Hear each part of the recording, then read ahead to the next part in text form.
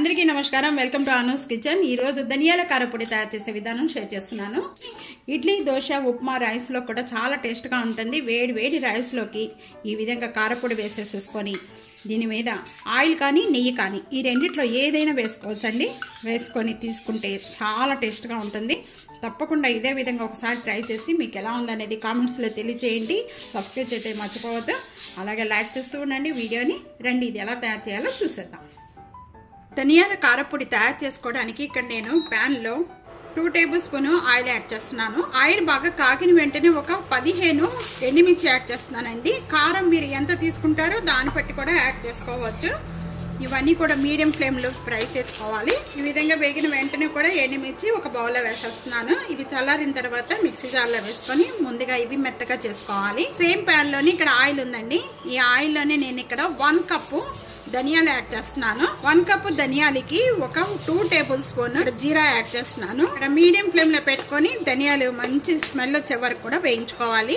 ఈ ధనియాలు బాగా వేగిపోయినాయండి। వేగిపోయిన వెంటనే కూడా మనకి మంచి స్మెల్ వస్తూ ఉంటుంది। వేగిన వెంటనే అప్పుడు మనం కరివేపాకు యాడ్ చేస్తున్నాను। ఇవన్నీ వేగుతూ ఉండగానే ఒక 6 లేక 7 వెల్లుల్లిపాయ రెబ్బలు యాడ్ చేస్తున్నానండి। పాకు కూడా ధనియాల పాటు వేగి మంచి స్మెల్ వస్తూ ఉంటుంది। అలాంటప్పుడు మనం ఇంకా స్టవ్ బంద్ చేసేసుకుందాం।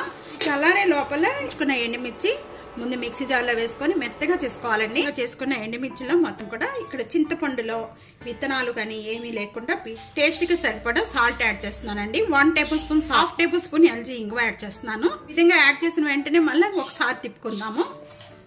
ఈ విధంగా చేసుకోవాలి। ఈ చల్లారిపోయిన ఇవన్నీ కూడా దీంట్లో యాడ్ చేసేస్తున్నాను। మెత్తగా చేసుకోకూడదు, ఈ విధంగా చేసుకుంటే చాలు। ధనియాల కారపొడి రెడీ అయిపోయింది। ఇదే విధంగా తప్పకుండా ట్రై చేయండి, చాలా టేస్ట్ గా ఉంటుంది అండి। ఇది ఒక ఎయిర్ కంటైనర్ లో పెట్టేసేసుకొని చాలా రోజుల వరకు కూడా మనం స్టోర్ చేసి పెట్టుకోవచ్చు। మా ఇడ్లీ దోశ వీటన్నిటిలోనికే కాకుండా వేడి వేడి రైస్ లోనికి నెయ్యి వేసుకొని తింటే అసలు వదలరండి। తప్పకుండా ఇదే విధంగా ట్రై చేసి మీకు ఎలా ఉందనేది కామెంట్స్ లో తెలియజేయండి। ఫ్యామిలీతో ఫ్రెండ్స్ తో వీడియో షేర్ చేస్తూ వీడియోని లైక్ చేస్తూ ఉండండి। Thank you for watching. Next వీడియోలో మళ్ళీ కలుద్దాం, అంతవరకు సెలవు, బాయ్।